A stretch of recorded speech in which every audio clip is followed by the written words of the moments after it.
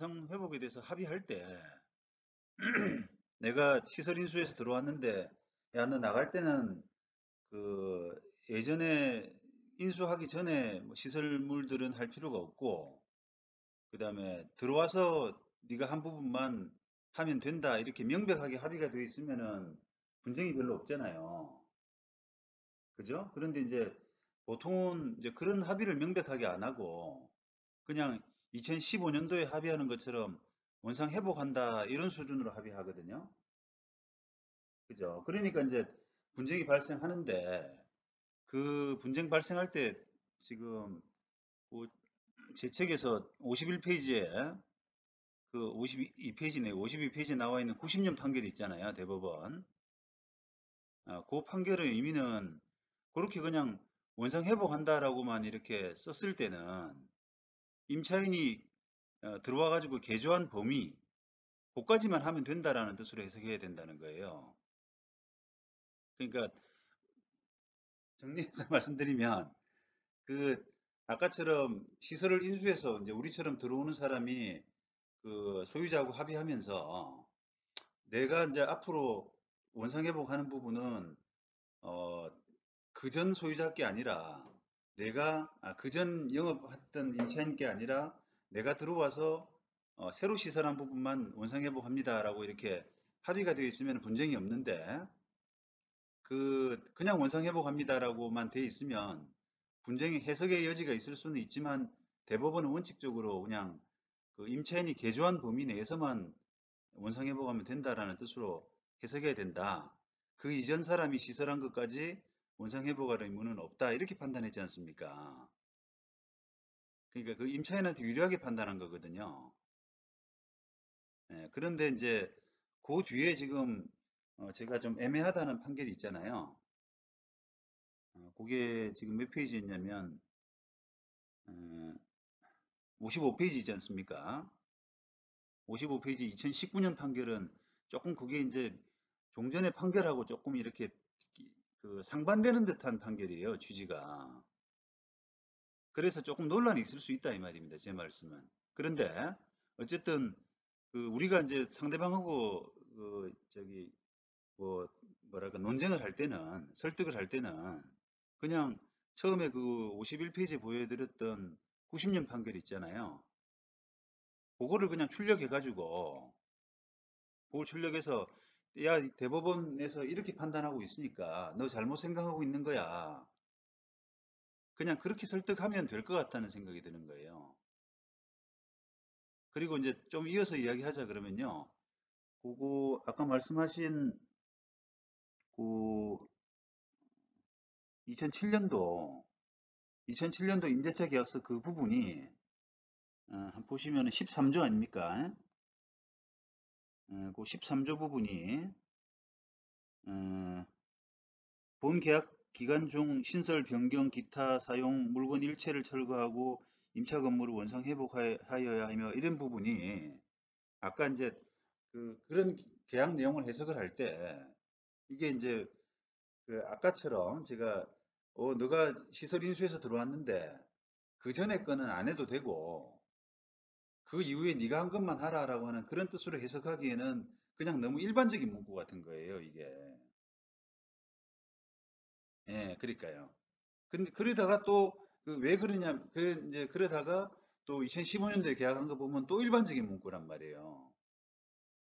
원상 회복에 대해서는. 그러니까 이걸 2007년도 이 계약서를 우리한테 유리하게 내가 이 계약 기간 중 뭐 신설 변경한 것에만 한한다 이렇게 하기에는 그런 그러니까 그전 건 안 해도 돼라고 하는 합의로 보기에는 조금 어렵다 이 말입니다. 그거는. 그래서 이제 우리 입장은 이게 90년 대법원 판결이 기본적으로 이제 임차인한테 유리하게 돼 있기 때문에 요거 가지고 조금 상대방을 설득해 볼 필요가 있어요. 그런 뜻이에요.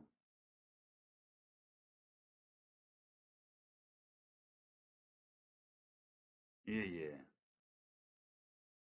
예,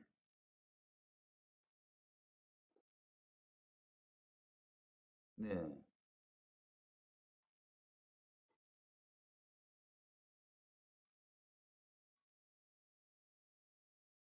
예, 예,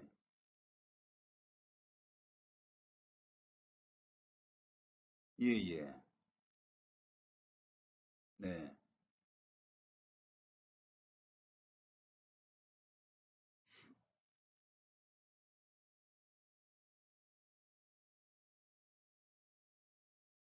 아니, 그게 아니라요. 뜬금없이 너하고 내하고는 다르다, 뭐 이렇게 이야기할 수는 없는데, 한번 보세요. 원상회복 부분에서 그 원상회복을 한다라고 하는 그런 임차인의 의무가 있지 않습니까? 임차인의 의무라는 부분에서 종전계약하고 지금계약하고 지금 달라졌다라고 하는 부분이 어떤 맥락으로 연결이 되는 거예요? 설명을 한번 해보세요. 지금 예를 들면 아버님하고 계약한 부분하고 당신 상속인하고 당신하고 계약한 부분하고가 다르지 않느냐라고 하는 뜻이 그래서 원상회복이 어떻게 된다는 거예요, 결국. 예,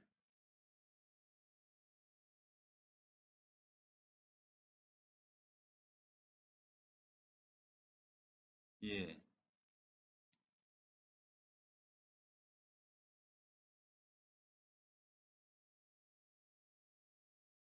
아니, 그러니까 아들하고가, 아니, 그러니까 알고 모르고의 문제가 아니라요. 어쨌든 2015년도에 계약을 그 원상회복 계약을 하면서 원상복구하기로 한다라고 해서 그러면 그 취지가 그 전에 우리가 원상복구할 의무를 다 제껴두고 2015년 이후에 뭐 시설한 부분 정도만 한다 이런 뜻으로 해석을 할 수 있느냐 하는 거예요? 그건 아니죠. 그거는 아예 아니에요. 그러니까 이제 사모님 이야기가 예전에 이제 그러면 뭐 내가 원상도 잘 모르는데 원상을 내가 도대체 어떡하냐? 그거는 일리가 있고요.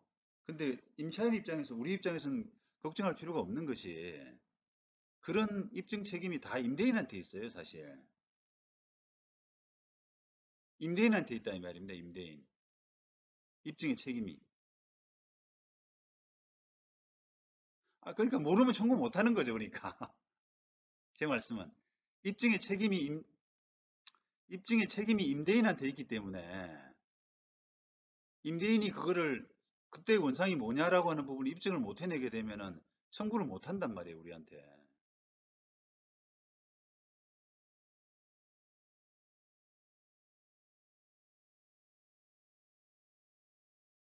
그렇죠, 그렇죠, 그렇죠. 입증 책임이 임대인한테 있거든요.